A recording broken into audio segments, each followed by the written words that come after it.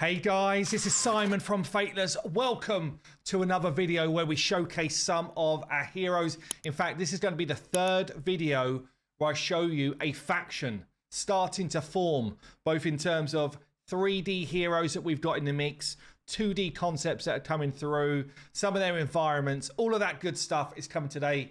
Today we're going to introduce you to the AVALONians. So this faction that is built from the kind of like Celtic origins, the Avalon stories, all of these good things you will know, and you'll definitely know some of the names that we look at today. I guess I'm going to start where I'm going to finish as well, just by giving you a sneak peek of one of the 3Ds. Comment below, try and guess who this beast of a hero is, and we'll get into some of that detail a bit further on in the video. If you're one of the 65% of people that watch just about every video we put out on this channel but have not yet subscribed to the channel, please hit the subscribe, ring the bell. It really helps us to attract more viewers to the video and to the project. There will also be a link down below for our Discord and for our Patreon, where in the Discord we chat on a daily basis about the game, the design. We take feedback, we take ideas from you. And a Patreon, well, you can actually go there and get some sneak peeks of stuff that we haven't disclosed anywhere else. You get some content before anyone else, and you also get some merch if you do some of the paid stuff. So appreciate anyone involved in those things. So, I mean, this feels like such a long time ago now, but where do we start with each of the factions? We start with a mood board. What type of things do we like from other art sources? Dane pulled these together really early on just to give Magic Media and their 3D and 2D concept teams just some ideas of a look, a general feel for a faction, an identity, if you will. So in terms of Avalon, obviously we're looking at almost like two different types of hero in this faction, maybe even three, honestly. So you've got, the Knights of the Round Table type of feel with really shiny, gleaming armor. You've also got this kind of like second feel, which is more like the Dryads or the clerics or what have you, the Fey folk of the faction. So there's definitely two very distinct visuals. And then for the third one, I guess, is more like, I don't know if we've got a good visual of it here, but more of a darker feel to what could be enemies in the faction, or, people with a slightly darker heart in the faction. So all of these different visual cues really just helping to get the juices flowing as we start to think about designing the heroes for the faction. And some cool throwback stuff here to old games and stuff as well, which was pulled together for the mood board. So this is where it starts. I've got to call this out as well. This faction in particular holds a place for me. So I love David Gemmell as an author, and specifically this series that he did, which is based on kind of like Celtic fantasy, was brilliant. So if you're looking for a series of books and you like kind of like fantasy writing, I would absolutely recommend this group of books. It's so good. Honestly, I love it. But when I start to see some of our heroes coming through, okay, they're not like a direct representation, but certainly there's some calls to that. There's some like links to that, which personally I really love. Anyway, let's get into the first one then. So we're going to start with the low rarities, or I guess I'll start with environments and then get on to low rarities up to higher rarities. So first off, let's talk about the environment for the Avalon scene. So, if you're in the campaign levels, I've already done a video where I specifically talked about environments in full, but you can see here a lot of greenery, in that kind of like Celtic homelands. There's these kind of like Celtic band type statues and ornaments in the background. And really, that's the type of feeling that we want when you're going through the environments. That real feeling of, lost in the forest, coming across really cool stuff. And in terms of the stuff, well, the team have been building out concept art, making sure that we've got some of the symbolism in there for the art. And again, like the 2D and the 3D team do a really great job of this type of stuff. Just making sure that it feels authentic when you get into some of the different environments, to the point where they literally build out, these 3D objects to go in the background of all of the environments. And the detail that they go into in terms of, colors and I guess visuals are really specific, which is cool to see. Like, if anyone's playing a game right now, just take a moment to appreciate the work that's gone into the game design, because it's beyond what you would ever believe. Okay, then let's start with a common hero. So we've got here the Dryad. Basically, Esther, who is our main concept artist, came up with 4 different concepts for the Dryad and the Nymph, actually. So basically looking at different kind of clothing types, looking at different skin colors, just experimentation stuff. And then really from a team point of view, we then come on board and say, what do we like? Which direction would we rather go? And in terms of weaponry, does it fit the bill? I'd say there's a lot less iteration from us on commons. Pretty much it's like, look, Esther does a great job with concepting, and most of them are going to be heroes that you see a lot of times in game. So we're not trying to make them crazy unique and have like these crazy call outs, but they still need to look cool, right? We're still building a game where all of the heroes have got to have a certain level of visual. So it brings us on to the next common. Now, this is the Brazilian Archer. Was actually the first 3D characters that we made. So this is pretty cool to see, I guess, how far we've gone. And I'd say there was a lot more back and forth at this stage. And we're talking probably 6 months ago now, because we were still finding our feet working with Magic Media and their art team. And there was a lot of kind of like draw overs from Dane, just trying to refine some of the artwork and lock in, I guess, the type of visual style that we needed or wanted for our game. And, you know, obviously that was then developed. It was developed into, like the colored version. And again, we were just kind of like calling out different changes that we wanted, giving different visual references of some cool stuff. I think we then got back like a multiple versions in terms of color style. Yeah, so we've got this kind of like multi-color style come back, which again, we could use either of these. We could also think about doing this for skinning if we wanted to. We wouldn't for like a common, but you know, it gives you an idea of how quickly you can just retexture the same model and get a different type of feel for the character. And eventually that came on to be this hero here, the Brazilian Archer, who has been in our game engine for quite a long time, actually, to the point where we're pretty developed in terms of animations for this hero. So this is one of the abilities. And here, I think, is another one. That's just a basic ability. We actually got quite a cool, more recent mock-up, actually, of one of the animations playing out in-game, in-engine.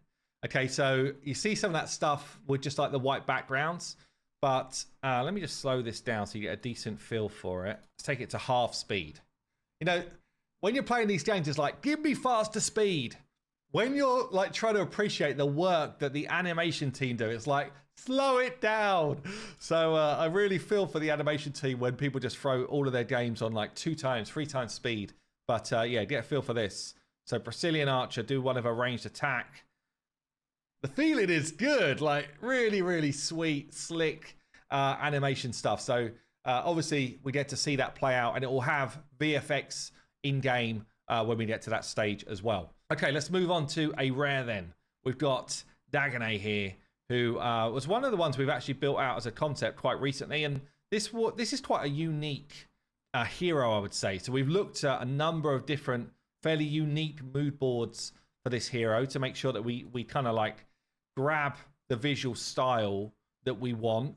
And this is an interesting hero in terms of lore, because it's basically a fool turned into a knight, knighted by King Arthur in terms of lore. But we ended up with a couple of designs to choose from. In fact, between the two, we decided to go with a bit of a mix of the two when we gave our feedback, and ended here on the Dagonet concept. So a couple of weapons, scepter and whirly dagger. I'm not sure what you call this type of dagger, but I'd say ineffective dagger. But yeah, we got this kind of like really cool armor going over the hips, really cool mask as well. So yeah, great work on this rare character. And this was a bit of work between Dane and Esther, kind of like going back and forth. Now we're going to look at one that's a little bit darker. I actually really like this as a different feel for a hero in this faction. So we're looking at Mordred. And Mordred, I guess, a bit more of a betrayer in terms of lore. And we wanted a bit of a darker feel. So the original concepts here were pulled together. We all really liked the kind of like thinking of 1 and 2. And definitely gives us a bit of a variation from other heroes that we've already had built out, which is really important when you're doing hero collector games. So Esther then said, well, let me look at some weaponry that could go with these guys. Really sweet designs, honestly. Super sweet designs. And then we start to look at, you know, where can we get those armor pieces from? And we start to get towards a final version here. This one's only gone through to 2D right now. So it's actually in the pipeline to go into 3D in the current sprint. We have 2-week sprints. So this one's moving into 3D as we speak. But yeah, really intricate work on the armor. And Esther then came up with this really awesome like design that could work as a design for the back of the cape. And then she's just done a very quick kind of like line drawing of the back, but a more detailed view of how that cape could look coming in behind, just so the 3D guys have got a really good feel for how to build that out. So you can see like the design that goes into every one of these heroes in terms of 2D and then 3D is really cool. We've got another epic here in the Green Knight. I've shown this one before, but incredible detail on the armor for the Green Knights. Like incredible work. This was Alex from the Magic Media team, but I love the detail on the armor. I can't wait to see this guy in 3D. And then we had this kind of like back view, which is a more simplified view of how it would look, just really giving the modelers a view of the look. So yeah, there's the Green Knight. That's another epic. Right then, moving on to the first legendary I'm going to show you today, which is the Fisher King. Damn, this guy looks electric. I love it. I love this second version here. So we've got 2 iterations for the exploration stage.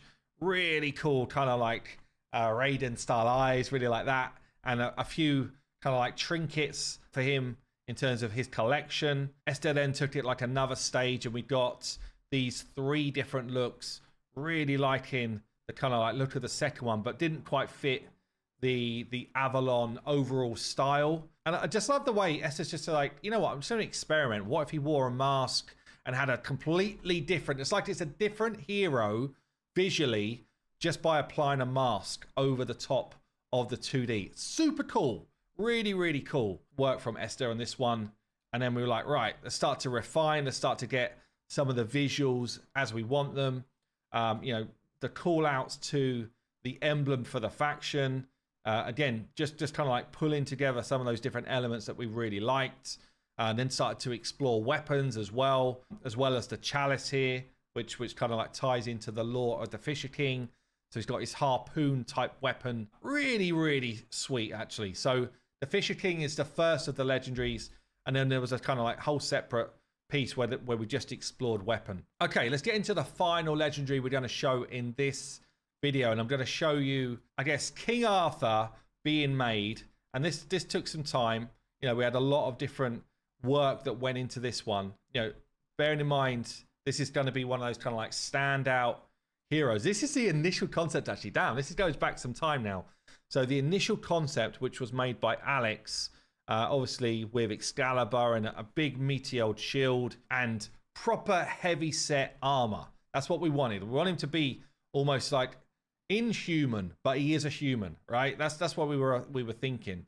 So this was the original, and I started to look at, you know, could the shield incorporate some of the things we know about King Arthur and some of the kind of like tells to him. Dane did this super sweet draw over from that, and it was like, yeah, perhaps King Arthur's a bit younger than your initial design, and we want armor that really kind of like hugs in and fits the kind of waist and the torso. We want him to feel very kingly in terms of his crown. So the work then kind of progressed. Esther then took it on and said, right, I'm going to try and incorporate a whole bunch of your different elements. And she did this updated version, and also did this kind of like updated version of the shield, how we could incorporate some of those elements that we spoke about just now. So really cool. And then the shield kind of grew into this monster, almost like he's holding a castle, an element of a castle as a shield. It's like, that's how strong King Arthur is. He is badass. It then grew again. So we got the back view. We start to get this kind of the different elements drawn in. And again, we refined. So we went back and was like, well, maybe we could look at some different angles of how some of that back armor could look. Is there some different elements that we could draw in for the cloak, just to make it feel very unique? Esther then takes that on and honestly just kind of like starts to give us different options, you know, based on the feedback you're giving, Dane. How about these 3 options? Which one do you like the most? And we got these kind of like different finishes for the cloak. Obviously, it's fantasy, right? We're in a fantasy RPG. We don't think that someone could really have a portcullis on the back of their cape, but in the fantasy of King Arthur for us, it felt like it could be really cool. So yeah, we end up with this design work from Niels here, just to kind of like finish it off. Really, really cool design, honestly. Such good work. And then there was a load of kind of like work and referencing for the weapon as well. So we move on to King Arthur now, fully 3D in engine, full render. This is in our kind of just like our tool where we just look at different characters, all shiny. I mean, it's a credit to the team, the level of detail and quality that goes into these different heroes. It really is. It's so well done. And you can really get to feel just the quality. Look at the quality of the crown and the armor, yeah, and the cape. It's just so good. It's really, really strong. Yeah, I mean, as I say, a credit to the art team here for pulling this sort of stuff off. And I love to see it go from, you know, those concepts, those iterations fully into 3D like we're starting to see. And we've also now got, you know, these kind of animations starting. So you go into a different type of tool to start to work on animations. And Bruno does a lot of this for us. And just kind of like playing with different poses and how we need to rig different elements of the mesh to be able to incorporate all of the different poses that we need. So this is just a very base one, but we don't have any of the complex ones done yet for his actual abilities. But there you go. That is King Arthur. And that is going to be it for the Avalonian faction in terms of this exploration. As I said earlier, if you enjoyed the videos, if you enjoyed the updates, please sub to the YouTube channel. Please come and join the Discord. We really appreciate everybody that's getting involved. And I will see you in the next video.